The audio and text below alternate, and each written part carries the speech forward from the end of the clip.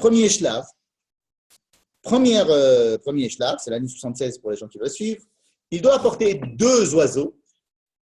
Donc maintenant, il est à la sortie, si vous voulez, il est à la sortie de tous les campements. Celui qui est la Tsaraat, il a été mis en quarantaine, comme on dit, mais ce n'est pas 40 jours. Il est mis en dehors du camp. Pourquoi il était mis en dehors du camp? Combien il est en dehors du camp?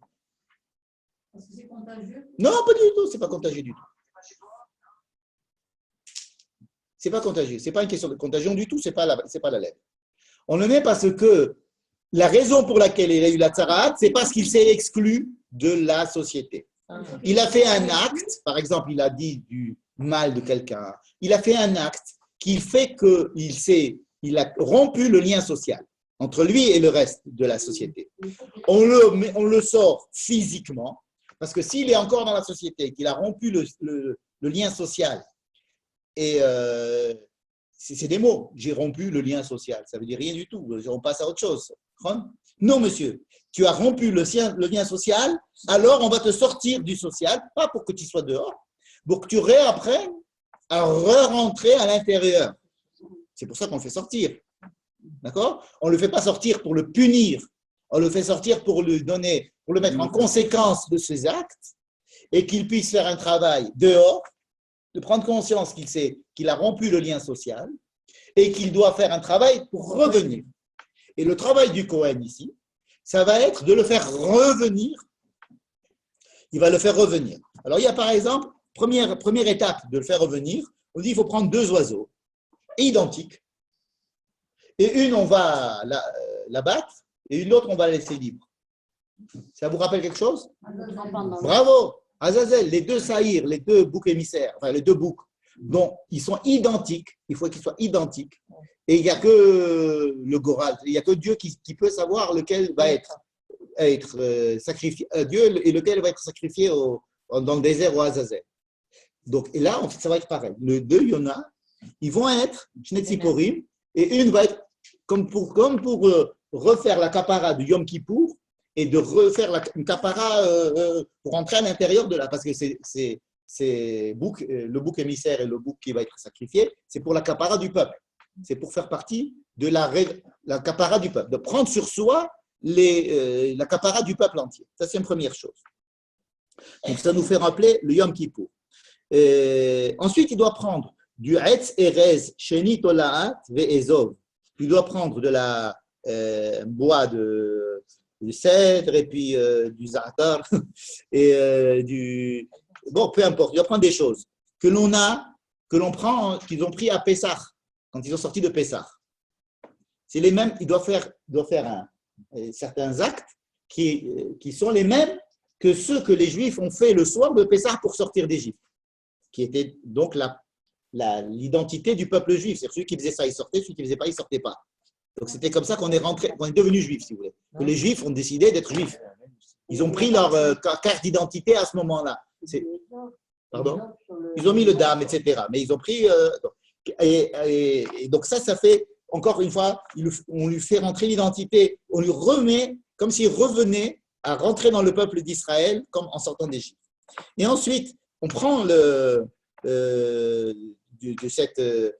cette eau mélangée avec peu importe avec quoi, et on asperge, comme la vache rousse qui répare l'impureté de la mort, n'est-ce pas? Et ensuite, il doit se laver les vêtements, il doit faire une là, et il doit se raser. Mais ça ne va pas suffire, ça va être un petit shlav, et il va rentrer dans le machane. Avec son truc, on va pouvoir le faire rentrer dans le camp. Mais attention, il n'y a pas qu'un seul camp. Il y a 3 camps. Vous savez qu'il y avait 3 camps? Oui. Il y a le premier camp, c'est le camp du peuple. Au centre, il y a un camp qui est isolé, qui est le camp des Lévis. Et au centre du camp des Lévis, il y a un 3e cercle, plus concentrique, qui est le camp des Kohanim ou de la Shekhinah. C'est le camp du Mikdash, du Mishkan. Donc, tout ce slave-là, c'est pour le faire rentrer à l'intérieur du premier camp. N'est-ce pas? Ensuite, il y a un 2e slave, on lui redemande encore de passer du temps, et on va relaver ses vêtements, et là, il va se raser complètement. Il va se raser le corps. Il s'était déjà rasé une première fois, là il va se re-raser. Et alors cette fois-ci, ça nous fait rappeler quoi? De se laver et de se raser complètement. Oui, mais ça nous rappelle aussi les Lévi'im. Les Lévi'im, pour devenir Lévi'im, ils devaient se raser tout le corps. D'accord? Et alors, c'est pour le faire rentrer dans le camp des Lévi. Troisième shlave qu'on va lui demander de faire, c'est qu'il doit amener le 8e jour, Bayom Hashemini, mais nous on a bien de lire la paracha de Bayom Hashemini, on sait que Bayom Hashemini, c'est le jour où les Kohen sont devenus Kohen. D'accord? Et il va prendre Shne Kvasim Temimim, il doit amener toutes sortes de sacrifices qui ressemblent énormément aux sacrifices que les Kohanim ont apportés pour devenir Kohanim. Et ça va le faire rentrer dans le camp de la Shekhinah, il pourra rentrer au temple. Vous voyez? Ce n'est pas écrit ce que je vous dis. Il peut rentrer dans le premier camp, il peut rentrer dans le deuxième camp, il peut rentrer dans le troisième camp. Ça, c'est l'enseignement.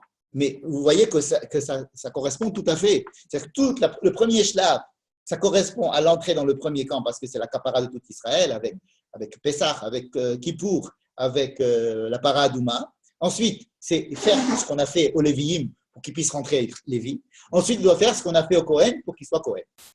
N'est-ce pas? Bien. Et maintenant, ce qui est intéressant, c'est 3 temps différents. 3 temps. Oui, c'est 3 temps différents. Il doit faire ça, après il doit attendre du temps, après il doit faire ça, après il doit attendre du temps. Oui, c'est 3 temps. Et maintenant, mais on voit que c'est 3 temps de rentrer à l'intérieur. Ce qui est intéressant, c'est de dire, attendez, ces 3 camps qu'il y a dans le temple, dans le camp, est-ce qu'il n'existe pas dans l'homme? Est-ce que l'homme aussi n'est pas 3 camps? Effectivement, il y a le corps de l'homme, il y a ses vêtements, et il y a sa maison. Ça veut dire, si on voit concentriquement comment est fabriqué le camp il est fait avec le Mishkan, ensuite avec les Kohanim, ensuite il y a les Lévi, et ensuite il y a le peuple, n'est-ce pas? Et donc, la Shekhinah elle-même, elle est entourée, si vous voulez, de ces 3 cercles concentriques. Et bien lui aussi, il a un corps. Il y a la peau qui l'entoure. Ensuite, il y a le vêtement qui entoure la peau. Et ensuite, il y a sa maison qui l'entoure complètement. Avec les différences, évidemment, parce que la maison, il n'est pas obligé de la prendre avec lui tout le temps quand il s'en va, prendre sur le vêtement, oui, etc. Bon, il y a des différences qu'on ne va pas ici étaler. D'accord? Eh bien, lorsque l'on va étudier, ça je vous en fais grâce, lorsque l'on va étudier les manières de purifier la tsaraat du vêtement, il va y avoir là-bas 2 étapes. Comme si on voulait le faire rentrer dans le Machane Lévi. Le Machane et la maison, une seule étape. Exact. Ça veut dire que ce qui va être fait pour la peau, c'est 3 étapes. Ça veut dire comme si la peau, elle doit être rétablie dans les 3 camps. Ensuite, le Beged, il doit être rétabli dans les 2 camps. Et la maison, elle doit être rétablie que dans le 3e étape. C'est-à-dire que la 3e étape correspond à la 3e étape que l'on lui fait à lui, correspond à l'étape que l'on fait pour la maison. Et donc, vous voyez que c'est ce balagan qu'il y avait dans la paracha avec les vêtements, les maisons, etc. En fait, elle respecte un seder, un schéma extrêmement précis et tous les actes ici, tous ces actes que quand on les lit, on se dit, bon d'accord, ok, on passe, parce que c'est technique et puis c'est pas de notre temps, etc. Et puis quand on va les voir ailleurs, on va se dire, ah oui, c'est technique, bon ça va, on prend du chant, on prend du machin, bon, c'est pas mon truc, je passe. Mais quand on s'y attarde et qu'on les remet ensemble, on se rend compte que c'est à chaque fois les mêmes pour des niveaux différents. Vous comprenez? Et que l'homme étant constitué de plusieurs couches, quand il a sa manière à lui d'être en relation avec le monde, eh ben, il va y avoir un petit pool du Kohen qui va essayer de le ramener, lui, jusqu'à l'intérieur, ses vêtements aussi jusqu'au 2e cercle, et la maison jusqu'au 1er cercle. Vous comprenez? Parce que ainsi, on va rétablir, si vous voulez, son rapport avec le monde. Donc, vous voyez que tous ces corbanotes, toutes ces histoires de pureté et d'impureté peuvent être définies comme une réinsertion de l'homme avec sa conscience, avec son bien-être psychique, d'essayer de le remettre lui-même en état pour affronter les difficultés de la vie et d'être en relation avec lui-même et avec son entourage, et que c'est Tzaraat qu'il y avait à l'époque, qu'il n'y a plus maintenant, parce que avant c'était fait pour des gens extrêmement sensibles et très d'un haut niveau spirituel. Si on ne va pas faire un tipoul psychologue, on ne va pas faire une stérilisation d'un instrument si on est au chouk, vous comprenez, ça ne sert à rien. Et on va dire, ah oui, bon, cette pomme-là que j'ai achetée au chouk, quel est le degré de stérilisation qu'elle a? Ça va, on est au chouk. D'accord. Par contre, si vous amenez la pomme à faire manger au chirurgien qui est en train de l'opérer, il a besoin de manger une pomme ou je ne sais pas quoi, vous allez vous demander à ce que ce soit assez propre et que changer les gants après, etc. Eh bien, plus on monte dans la hiérarchie, plus on peut être sensible à ce genre de signes qui existaient. Mais même si on n'a pas la tsara, et même si on n'est pas dans cet état-là, on peut apprendre de ça, comme dit Rachid, les mikra.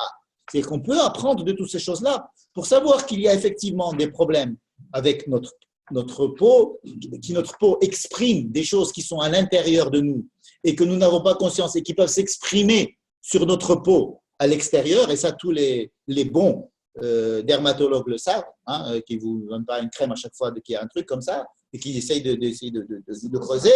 Et, parce que la peau, c'est la première barrière. Ensuite, il y a le vêtement. Aujourd'hui, pour nous, on change de vêtement, on n'a pas de problème. On n'a jamais des tsara du vêtement. Mais c'est effectivement un problème de comment je vais m'habiller et m'apparaître. Et puis la maison, c'est encore un troisième cercle. Et le tipoul de ces trois choses correspondent au tipoul même sur le plan général de tout le peuple, avec les différentes parties qu'il y a dans le peuple. Bon, voilà, c'est suffit pour ce soir. Passez une bonne semaine.